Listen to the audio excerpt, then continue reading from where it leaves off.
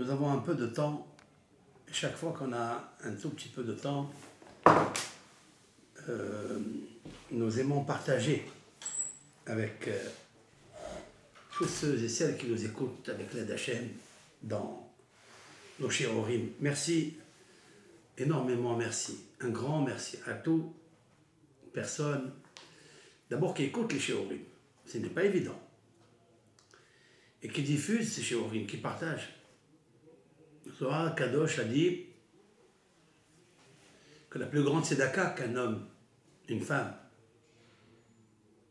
ont l'occasion de faire dans ce monde passager, c'est de ramener l'enfant de Dieu qui s'est égaré, le ramener au palais, le faire entrer chez son père et donner le bonheur à son père, si l'on peut dire ainsi. Il ne faut jamais économiser un Dvar Torah. Une des forces de la Emouna, c'est qu'il nous faut renouveler les forces du cerveau.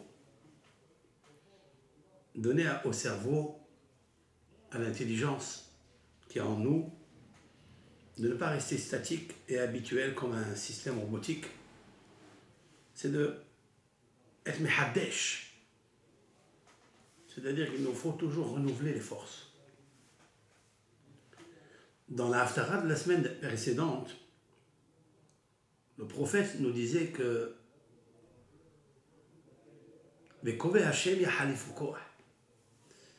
ceux qui ont espérance en Hachem, ceux qui savent que Hachem le peut, ceux qui, pas seulement qui savent, mais ceux qui croient sincèrement que Hachem est la source de tout leur bonheur. Premièrement. Deuxièmement, que Hachem attend qu'on soit impressionné et qu'on l'impressionne dans nos actes, dans la marche de la foi, de la vie. Alors Akadosh Baruch Hu renouvelle les forces de ceux qui espèrent en lui.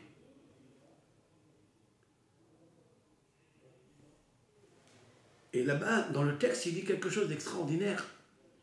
Ya'alu ever kanesharim. Même si on se fatigue, eh bien, Akadosh Baruch Hu nous donne la force. En fait, la fatigue, elle est dans les pieds, elle est dans le corps, mais elle n'est pas dans le cerveau, dans le moral. Donc, lorsque Akadosh Baruch Hu te renouvelle, il te renforce, il te fortifie, ça c'est une preuve qu'il a envie, que tout son désir, c'est de te faire du bien. Donc, à toi de saisir l'occasion. Des fois, il nous faut renverser les mauvaises applications que nous possédons, qui sont enregistrées dans un moule des erreurs. Parce qu'une pensée, en fait, elle crée un moule. Et ce moule-là, lorsqu'on l'a bien formé, on peut, grâce à lui, créer des choses. La pensée, créer la pensée. Il ne faut jamais la dépenser. Et avant de penser, pour la faire briller, il faut poncer. Poncer. Faire briller. Et après la dépenser. Mais comme il y a des pensées, en deux mots, qui habitent l'homme, celle du diable et du Satan qui est en nous, celle de l'imagination qui est en nous, alors le cerveau se renverse. Il ne sait plus où se guider. Alors, Akadosh Baruch Hu, quand tu as espérance en lui, quand tu sais que c'est lui qui fait tout, tu n'as pas le droit d'écouter ce Satan-là, ce dimion, cette force négative qui te parle, qui te dit énerve-toi, qui te dit ne fais pas du bien, qui te dit de juger les autres, et en fait qui t'enlève, j'allais pas dire qui t'enlève, mais qui te vole ta paix, qui te vole ta joie, qui te vole ton amour. Il faut combattre et encore une fois, faire des ailes comme le phénix. Ya'alu ever kanesharim. Vous savez très bien que le phénix, ce n'est pas une légende qui renaît de ses cendres. Ce n'est pas une légende. Le Gaon Hida, notre maître, a écrit dans son livre Dévache les filles, le miel à ma bouche, que le phénix, avant de mourir, il monte très très haut dans les montagnes, la plus haute, près du soleil. Quand il vieillit, qu'il n'a plus de force, Akadosh Baruch Hu, il le brûle par le soleil, et après, de sa cendre, renaît encore un embryon qui fabrique un autre phénix. Ça veut dire quoi? Dans le Zohar, c'est marqué que le phénix n'a pas consommé le fruit interdit du bien et du mal. C'est le seul. Et puis après, quand il est dans le temps du Maboul, lorsque Noah a fait rentrer mâle, femelle, phénix, il ne l'a pas dérangé à Noah comme l'a dérangé le lion, qui l'a mordu, qui l'a griffé à Noah. Et Noah l'a béni, ce phénix, il lui a dit, tu augmenteras, tu prolongeras tes jours. Où c'est marqué tout cela? C'est marqué dans un des versets de Job, Iov. Job a dit, après tous les catastrophes qu'il avait, tous les tsarotes, tous les détresses où il se trouvait, Job, la peine, il a tout perdu, même son Job. Il a dit, l'Éternel fait en sorte que mes jours se prolongent comme le hol. Qu'est-ce que c'est? Hol, explique Rashi et le Radak, le phénix. C'est-à-dire cet aigle qui renaît de ses cendres. Celui qui a espoir en Hachem, a dit le prophète, Ya'alou ever kanisharim. Il fait monter des ailes, des nouvelles ailes. Ya'afu velo ira'u. Il vole dans le ciel, il ne se fatigue pas. C'est ça le pasuk. Ceux qui espèrent en Dieu ne se fatiguent jamais. Je voudrais prendre cette préface et rappeler l'histoire de Sarah et Ménon. Sarah et Ménon dans la paracha de Vaïra et la Shunam. La Shunam, c'est cette femme qui recevait Elisha Hanavi, qui s'est produit chez elle à la maison 2 miracles. Le premier miracle, c'est qu'elle avait des dettes. Une fois que son mari est mort, et Ahab, Jéroboam, pas Jéroboam, Yehoram, pas Jéroboam, Yehoram, le fils de Jachab, Ahab, est venu pour prendre ses enfants. Pourquoi? Parce qu'il avait des dettes. Son mari était Obadiah, et Obadiah a emprunté donc du roi, il a emprunté une grosse somme. Qu'est-ce qu'il a fait avec cette somme? Il a nourri les Kohanim dans la grotte parce que Isabelle voulait les tuer. Donc il a emprunté de l'argent à la grâce de Hachem Yitbarach. Il ne sait pas d'où il va les avoir, mais il a confiance en Hachem. Et il nourrit donc les Kohanim dans la grotte. Il leur a sauvé la vie. Elisha est venu donc chez la Shunam et cette femme-là le recevait tout le temps chez lui à la maison et elle le nourrissait, lui a donné un endroit où étudier, où dormir. Et pour cela, un jour, quand elle avait besoin, elle a demandé à Elisha de faire quelque chose pour elle parce qu'elle avait une dette et qu'elle doit sauver ses enfants. Yehoram, le fils de Jachab, Ahav, est venu les prendre. Et pourquoi il voulait les prendre? Il voulait les prendre parce qu'il voulait bénir son château, son palais. Parce qu'il savait que Obadiah était un grand sadique. Et que prendre ses enfants, ce n'est que embellir la bracha, la hashpa atato, dans son palais. Il voulait les garder, qu'ils soient une bénédiction pour lui. Donc Elisha est arrivé à la maison Il lui a dit, qu'est-ce que tu as? Est-ce que tu as des ustensiles? Elle a dit, je n'ai rien à la maison. Je n'ai qu'une petite fiole avec un tout petit peu d'huile. Une empreinte, c'est-à-dire une seule, pas de quoi faire 2 empreintes. Il lui a dit, maintenant, écoute-moi bien. Donne-moi cette fiole et va chercher des ustensiles de partout, là où tu trouves. Chez tes voisines, chez tes voisins, apporte tout ce qu'il y a. Elle a amené des citernes, des marmites, des cocottes minutes, elle a tout amené. Et Elisha lui fit un miracle exceptionnel, en dehors du commun et de la nature. Et l'huile est débordée, tellement Akadosh Baruch Hu par l'intermédiaire de Elisha. Un miracle extraordinaire. Naturellement, une fiole d'huile ne peut pas créer de l'huile. À plus fort des raisons, dans une abondance où il y a débordement, déversement absolu. Oui, ça arrive. Dans une maison, ça arrive. Dans la maison de la Shonam, qui reçoit le tzaddik. Comme dit la Gemara dans le traité de Brachot, celui qui reçoit un tzaddik à la maison, sa maison est bénie.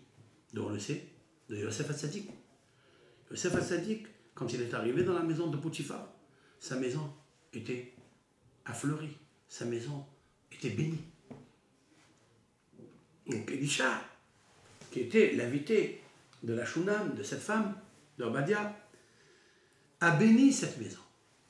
Elle a apporté la bracha. Ah, c'est un miracle, c'est vrai, quand on ne comprend pas. La nature, ce n'était pas ça. Un tzaddik ou une tzaddiket. Comme elle aime le tzaddik, elle est appelée après Isha Gedola, une grande femme. Dans la paracha, dans la Haftara qu'on a lu Shabbat, Isha Gedola, grande femme. Pourquoi? Comment elle est Gedola? Pourquoi elle est Gedola? Parce qu'elle était la femme d'un grand homme.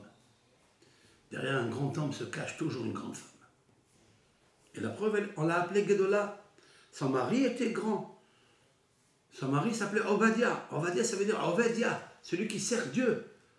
Qu'est-ce que ça veut dire, celui qui sert Dieu? Celui qui a confiance en lui. Celui qui croit en Hachem, qui peut lui donner tout. Même de quoi nourrir 80 Kohanim ou Nevi'im.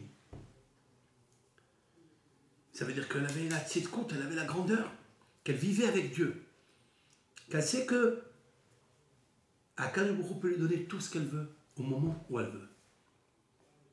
Donc Elisha a béni. Il ne lui a pas envoyé n'importe qui. Il lui a envoyé Elisha Hanavi, le disciple de Élie, Eliyahu Hanavi. Et Elisha Hanavi va faire un miracle exceptionnel par rapport à l'huile. Mais le deuxième miracle qu'il va faire dans la Haftara, c'est de faire revivre son fils. Elle avait perdu son fils avec la bracha qu'il lui a donnée Elisha. Elle avait un enfant, et cet enfant il est mort.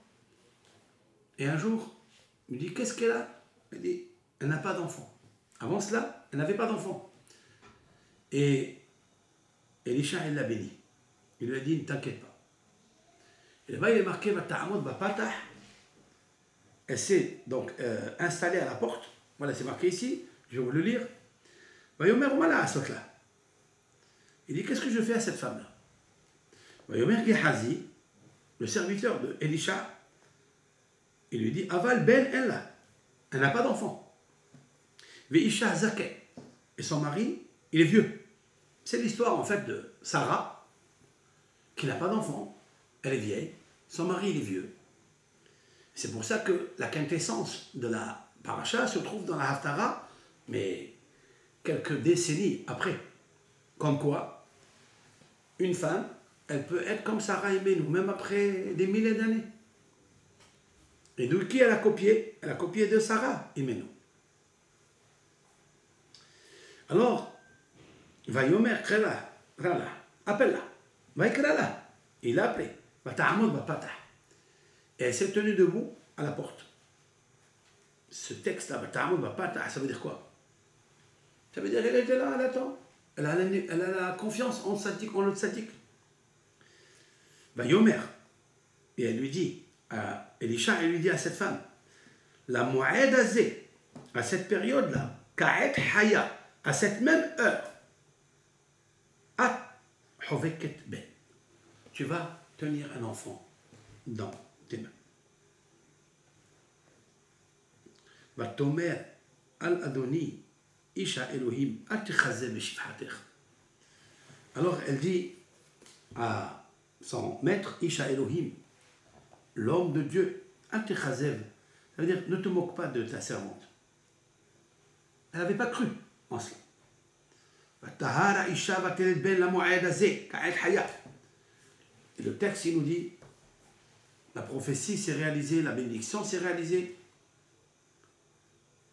Hachem dit Elisha, comme Elisha lui avait promis. C'est incroyable. La émouna qu'elle avait. Une femme que son mari est vieux.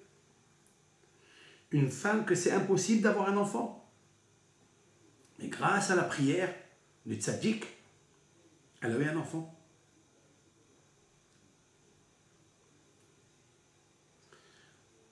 Ça veut dire quoi?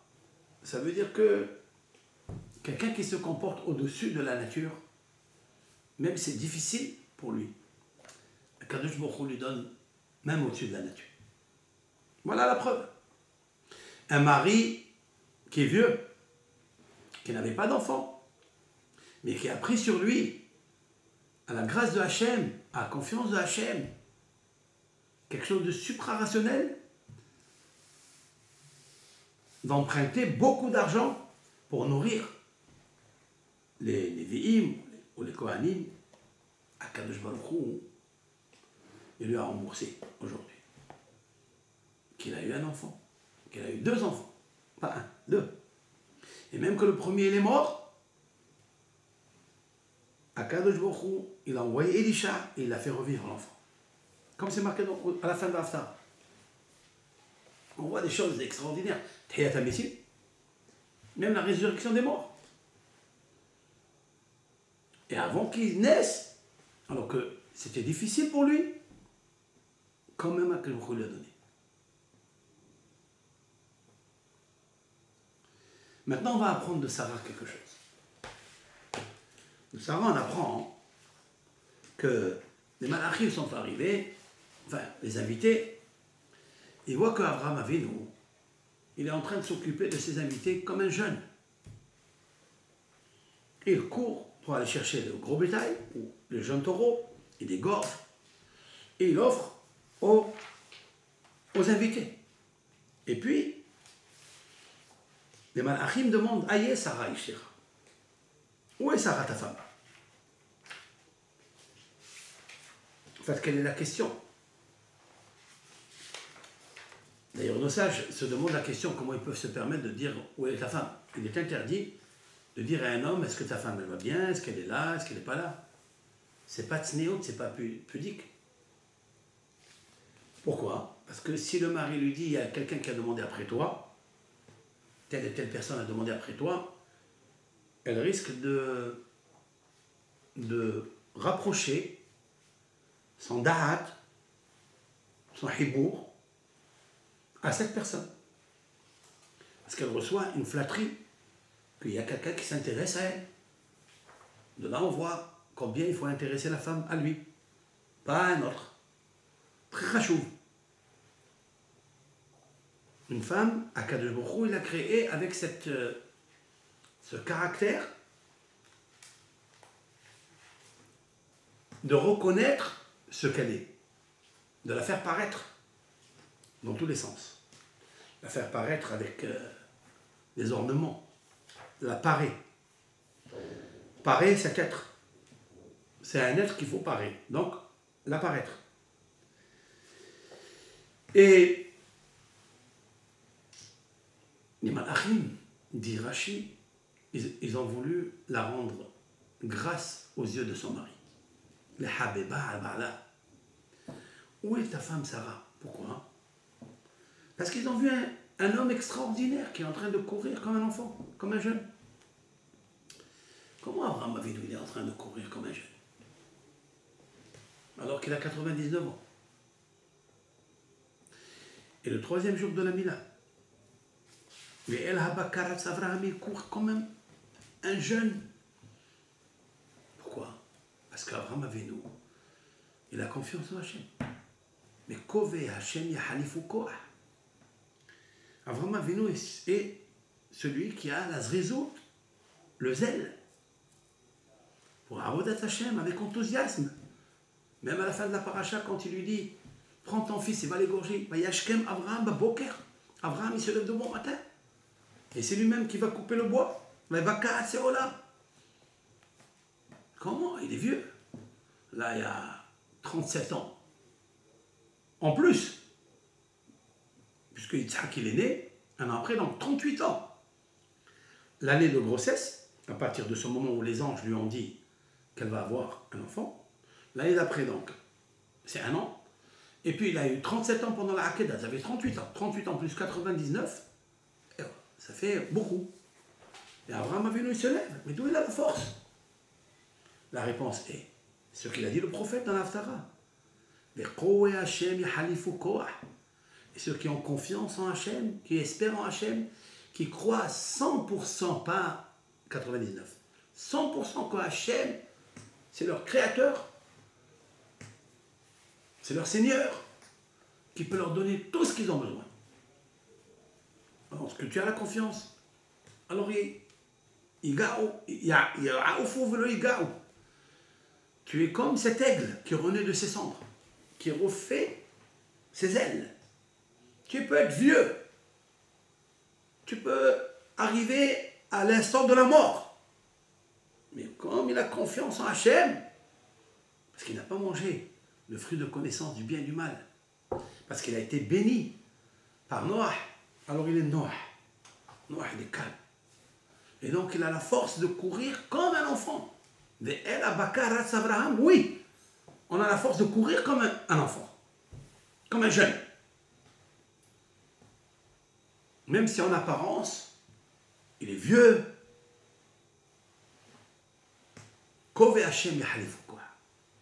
L'espérance, c'est ça qui reste. L'espérance peut réveiller la lumière de l'amour, la lumière du respect, la lumière de la foi. Vous trouverez que les 24 livres de la Bible abondent d'un terme qui s'appelle Amia Halim. Amekavim, Kave el Hashem, Hazak ve'amesibecha avec Kave el Hashem. Kave el Hashem, espère en Hashem. À 100%. N'écoute pas ce que le diable te dit. Que tu n'as pas, il te manque. Tu auras tout, si tu veux. Seulement, espère en Hashem. Mais Kove Hashem yahalifu koach. C'est pour ça que cette haftara, elle devance la haftara de la Shunam. Parce que le cas de la Shunam, la pauvre, elle avait peur. La Shunam, c'est la femme. Donc, qui recevait Elisha. C'est celle qui n'avait rien, qui avait un mari vieux, qui ne pouvait pas avoir un enfant, elle était stérile. Elle a eu des enfants. Parce que Vata'amad va patah. Le texte il nous a dit qu'elle s'est tenue debout à la porte de la chambre où se trouvait Elisha. Elle n'est pas rentrée. Elle nous a montré la pudeur, mais c'est plus que ça. Vous savez très bien qu'il existe 3 clés. Celle de la vie, celle de la parnassa et celle de la pluie. Celle de la naissance d'un enfant. La vie donc. Que Akadosh Baruch Hu a gardé dans ses mains. Qu'il ne les a pas donnés à la nature, c'est-à-dire à un ange qui va s'occuper. Il y a lui-même qui s'occupe. Et là, on a vu que Elisha, il a fait 2 choses. Il a guéri la stérilité et la vieillesse du mari, et la stérilité de la Shunam, Aleph, puisqu'il a donné un enfant. Et quand cet enfant il est mort, il a ressuscité l'enfant. Donc il a les 2 clés. C'est incroyable. Et de là, on voit que Elisha est plus grand que Eliyahu Hanavi. Il n'est pas plus grand parce qu'il est plus grand. Il est plus grand parce qu'il a mérité d'être grand grâce à la bénédiction d'un grand qui est Eliyahu Hanavi. Parce que Eliyahu Hanavi, quand il a quitté, il a lâché la cape et il est monté. Base'ara Shamaïma. Comme une fusée. Corps et Zéham, en laissant la cape à Elisha. Il l'a béni à la demande d'Elisha. Il lui a dit, s'il te plaît, donne-moi Shenaim Beruhacha. Donne-moi 2 forces qui existent dans ton souffle. dans ta neshama. Et Eliyahu Hanavi l'a béni, il a reçu 2 fois, le double, c'est-à-dire plus que Eliyahu Hanavi. Eliyahu Hanavi l'a ressuscité 1 fois. Il a fermé la matrice du ciel 3 ans pendant la pluie. Donc il avait la clé. Mais Elisha, il a guéri cette femme-là. Il lui a amené un enfant. Et il a ressuscité 2 fois un enfant, l'enfant de la fille de cette femme-là, la Shunam.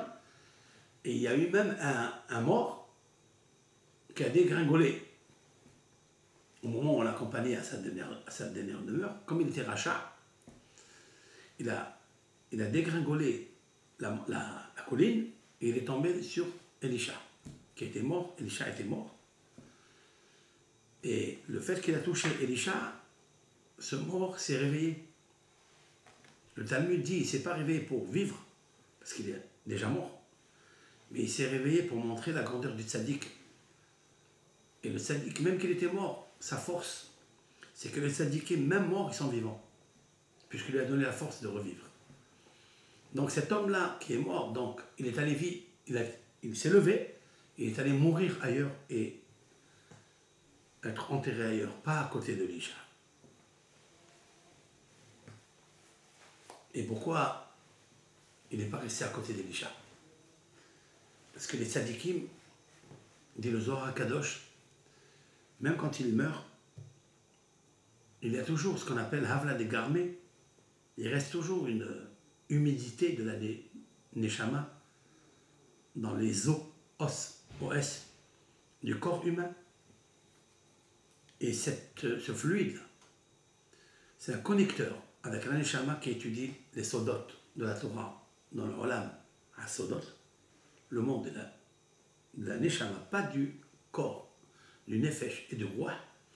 Le Nefesh, il reste ici, dans le paradis terrestre.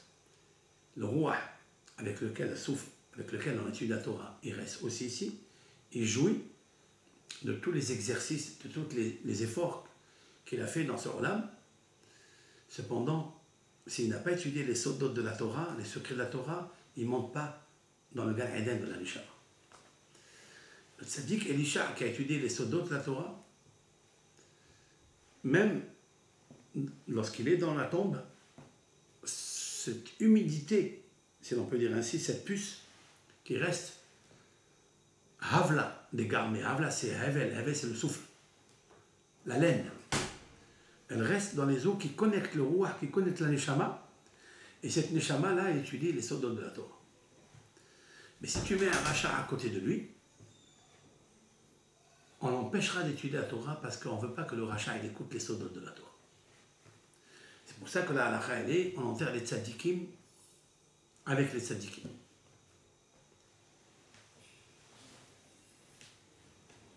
Pour ne pas qu'ils soient empêchés de recevoir les sodot du malach, de l'ange qui enseigne la Torah, qui s'appelle Michael. C'est Michael qui ramène les secrets que la Neshama doit écouter là-haut, les secrets qu'il a étudiés ici dans ce monde.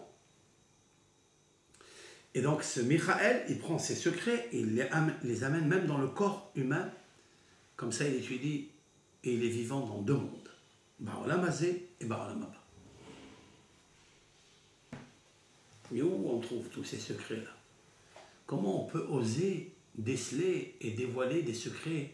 Où c'est marqué tout ça? C'est marqué dans les psaumes. Les psaumes que l'on lit comme ça, sans faire attention à ce qu'on lit. David HaMelech a dit Agura be'aolecha olamim. J'habiterai dans tes mondes à jamais. Je répète. Agura, gour ça veut dire gar. Gar c'est habiter. Be'aolecha, dans tes tentes, olamim, à jamais. Ça veut dire dans les 2 mondes. Olamim c'est shne olamot. 2 mondes, olam hazé et olam haba. Le Talmud dit comment un homme peut vivre dans 2 mondes? Si tu as le corps, donc tu es là. Si tu as le neshama, donc tu es là-bas. Tu ne peux pas avoir le corps, sans la neshama, et vivre dans les 2 mondes. C'est pas possible. La réponse, elle est non. Qu'un rave, un tzaddik, un ben Israël qui étudie la Torah ici, et qui a diffusé la Torah, même quand il est mort, et on parle toujours de sa Torah, de ses cours, eh bien ses lèvres se mettent à chuchoter dans le tombeau. Il est en même temps en haut et en même temps en bas. Mais comment ça veut dire? Il est mort. Si on ouvre la tombe, on voit qu'il n'y a plus rien. On voit un squelette, on voit peut-être même de la poudre. Ça fait 500 ans qu'il est mort. On parlait de Rabbi Shimon bar Yochai, ça fait 1800 ans qu'il est mort. Au moment où je dis, le Zohar a dit, Rabbi Shimon bar Yochai a dit, ses lèvres se mettent à chuchoter dans la tombe. Moi je suis cartésien. Moi je veux comprendre. La réponse dit le Maharsha. Rabbi Shmuel Iglish, 16e siècle, sur ce Talmud, dans le traité Zvahim, Sadik Vav, il dit, non, sa neshama, elle bouge. Parce que la neshama, elle ne quitte pas le corps. Ça veut dire, cette partie que je vous ai expliquée, elle est là. Et donc, ça veut dire quoi? Ça veut dire que ce tzaddik, il a la puissance. Ba'olama emet, ba'olama ba, ba'olama zeh. Il peut être en même temps ici, en même temps là-bas. Donc, il vit dans les deux mondes. Ça, c'est David Ameler qui nous l'a dit.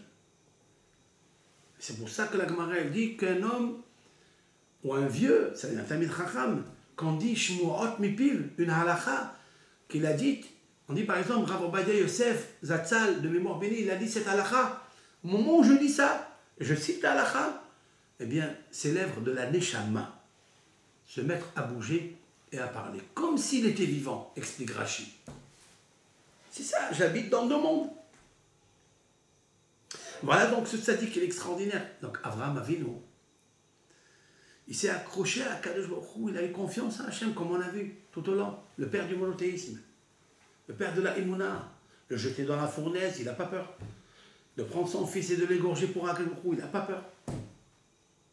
De toute façon, qu'est-ce que fait le diable? Qu'est-ce qu'il nous fait le diable? Le Satan, qu'est-ce qu'il veut? Il veut nous égorger, il veut nous spolier, il veut nous tuer. Il veut prendre tout ce qui est... Il nous vole notre joie, il nous vole notre bien, notre confort. Alors pourquoi écouter le diable pour faire ce que lui il demande et ne pas écouter Akadosh Baruch Hu pour celui qui il me demande ça? Abraham Avinu, il sait que c'est Akadosh Baruch Hu qui le demande. Donc il va, il fait. Quelqu'un qui a cette confiance-là, il a cet enthousiasme avec zèle, il devient comme un jeune. Parce qu'il est Ya'alu Ever Kanesharim. Ils font monter, ils font ressusciter les membres, les ailes, comme les aigles. Ceux qui ont confiance, ceux qui ont espoir en Hachem Yitbarach. Cette femme-là, Ta'amod Bapatah, elle s'est tenue à la porte. C'est quoi la porte?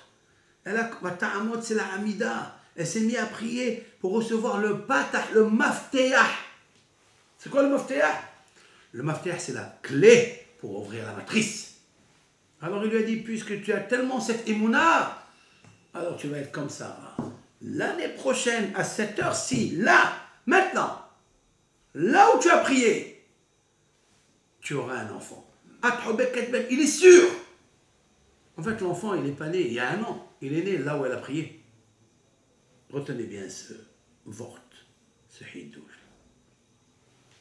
C'est pas là où on accouche que l'enfant est né. C'est là où on a prié que l'enfant est né. Cet enfant-là, qu'elle a eu, quel est son nom? Son prénom, c'est Habakouk. Habakouk Kanavi.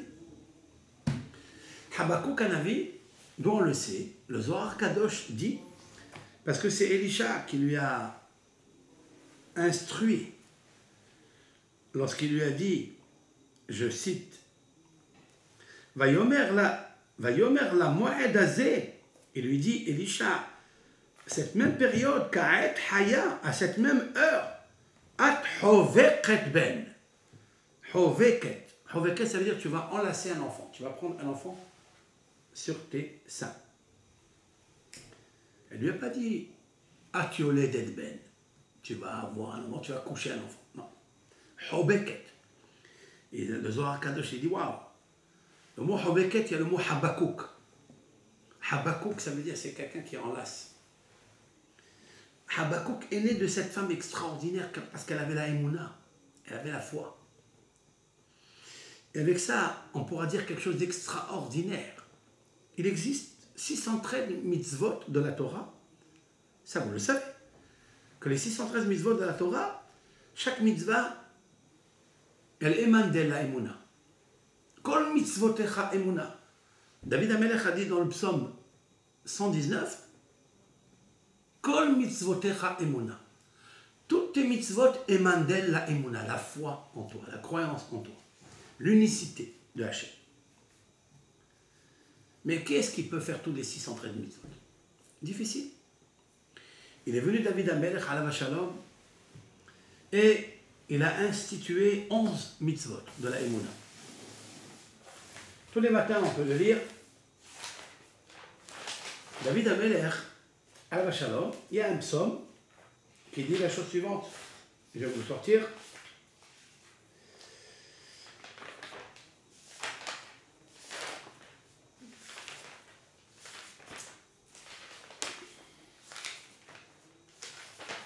S'il existe dans ces livres-là.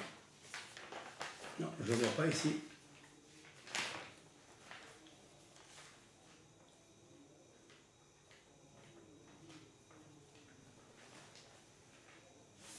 Peut-être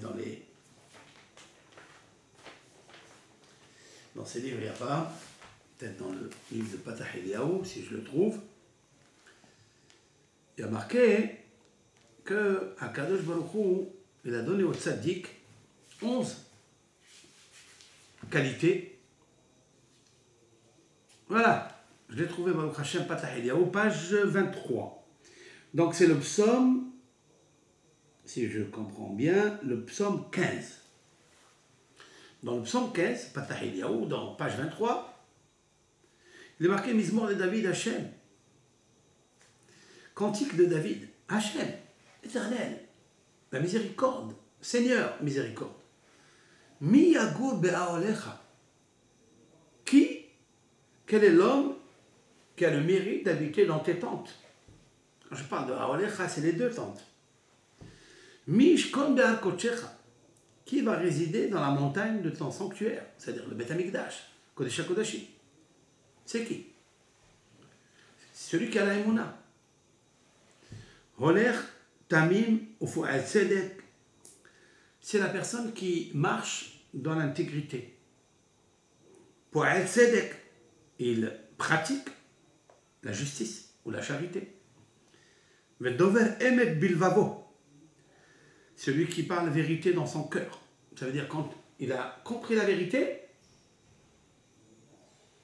il va pratiquer ce qu'il a eu dans la vérité qui s'est installée dans son cœur. Exemple, il y avait Rav Papa qui était en train de vendre la marchandise. Un client est arrivé, il lui a dit combien ça coûte ça? 5 euros. Et Rav Papa ne répond pas parce qu'il était dans la Hamida, il était en train de prier. Et le client pensait que Rav Papa voulait plus. Donc il a augmenté plus de 10 fois. Jusqu'à qu'ils sont arrivés à 500 euros. Lorsque Rav Papa a fini la Hamida, il lui a dit quel est le prix que tu m'as dit en premier? 5 euros. Voilà monsieur. Prenez l'objet et partez. Il lui a dit mais vous n'avez pas répondu. Il lui a dit non, j'étais dans la Hamida. Et le premier prix que tu as dit, il s'est enregistré dans mon cœur. Dover Emet Bilvavo. C'est celui qui parle vérité dans son cœur. C'est pas la peine de parler vérité dans sa bouche. Ça sert à rien. C'est pas sûr que tu dis la vérité et que tu es toujours vérité. Si elle est dans ton cœur, ça c'est un grand niveau. L'oragal aleshono. Il n'y a pas de médisance, de colportage sur sa langue. C'est un homme que jamais il parle du mal de l'autre, jamais il rapporte ou transporte, il colporte des informations de l'un ou de l'autre. Ça ne l'intéresse pas tout ça. Son cœur, il est émette, sa langue, elle est émette. La plume du cœur. Donc si, Dover Emet Bilvavo, s'il parle vérité dans son cœur, l'oragal aleshono. Ragal, ça veut dire ragel, c'est meragel, espionnage. Aleshono, sur sa bouche. Il espionne pas. Il transforme transporte pas les informations de l'un à l'autre, d'une maison à l'autre. Des fois, on s'assoit comme ça entre amis et on commence à dire, tu sais, celui-là, il a divorcé, tu sais, lui, ah, parce qu'elle a fait ça, lui, il a dit ça, lui, il est parti de la maison, l'autre, il se sort de tout ça. Il ne fait pas du mal à son prochain. Jamais il a humilié son proche. Il est humilié à ses yeux. Nim'as. Ça veut dire, lui, considère comme rien du tout. Tandis que ceux qui craignent Dieu, il les honore. Il jure de ne jamais faire du mal. Et jamais il change. Son argent, il ne donne pas avec intérêt. Il ne prête pas de l'argent avec intérêt. Jamais il prend du présent corrupteur pour enfoncer un homme blanchi, un homme qui est propre, innocent. Oh, c'est elle, dit David Ameler, celui qui fait cela, les 11 qualités que je viens de citer, jamais il va chanceler ou bien il va vaciller ou il va trébucher. Voilà, David Ameler, il a dit ça. Ça, c'est au temps de David. David Ameler était un tzaddik, il a dit voilà, celui qui a ces 11 qualités que je viens de citer, il peut résider dans le Beth Amikdash. Il peut habiter les deux mondes. Dans les générations qui ont suivi la génération de David Ameler, la génération de Habakkuk, le fils de cette Shunam, lui il a dit c'est trop dur. 11 piliers, c'est très difficile. Il a dit moi, je vais résumer les 613 mitzvot et les 11 piliers que David il a dit par une seule règle. Vetzadik be'emunato ihye. Ce passage qui est connu de tous. Vetzadik et le tzadik. Tu veux être un tzadik be'emunato ihye. Vis avec la emuna. Alors je me suis posé la question, pourquoi c'est Habakkuk qui a dit une chose pareille? La réponse, elle se trouve dans l'Haftara. Parce que Elisha, un tzadik, il a béni la maman. Il lui a dit, toi qui as la emuna, et qui fait la tfila. Parce qu'avoir la tfila, c'est la emuna. C'est quoi la prière? La prière, c'est marcher dans la foi. Et à la fois, avoir la valeur que la tfila, c'est ce qui te reste entre tes mains. C'est la parole que Akadosh Baruch Hu t'a donnée. Et cette parole-là, emploie-la pour impressionner Akadosh Baruch Hu. Comme on va voir tout au long de ces péricopes, où Sarah, elle est Ohel, elle est dans la tente. Qu'est-ce qu'elle fait dans la tente? Elle prie à Akadosh Baruch Hu. Cette femme-là, elle est arrivée devant Elisha, elle s'est tenue debout, ça veut dire la prière, pour que Akadosh Baruch Hu il est potéah et maftéah, pour qu'il lui donne la clé pour ouvrir la porte stérile de cette matrice céleste. Parce que comme il existe une matrice ici, en bas, il existe la matrix en haut. Celle d'en haut, on ne peut pas l'ouvrir si on ne l'ouvre pas ici. Et on ne peut pas ouvrir celle d'en bas si on n'ouvre pas celle d'en haut, c'est-à-dire la bouche. Prie. Et Elisha lui a dit, ah bon, tu as tellement prié avec conviction, même que ton mari, il est zaken, il est vieux. Alors, sache, la Moed Azé, à cette période, Ka'et Haya, à cette minute-là, Haya, tu es vivante. At Hobek Edben. Toi, tu vas enlacer un enfant. Pour ça qu'il s'appelle Habakkuk. Et il a dit Habakkuk, Tzadik be'emunato yihye. Mais Tzadik be'emunato yihye. C'est magnifique. La emuna, c'est grandiose. Quand on fait un effort. Et c'est ça, ça veut dire que la prière, c'est là où elle a prié, c'est là où a commencé à naître l'enfant. Alors pourquoi nos prières à nous, elle ne donne pas des enfants.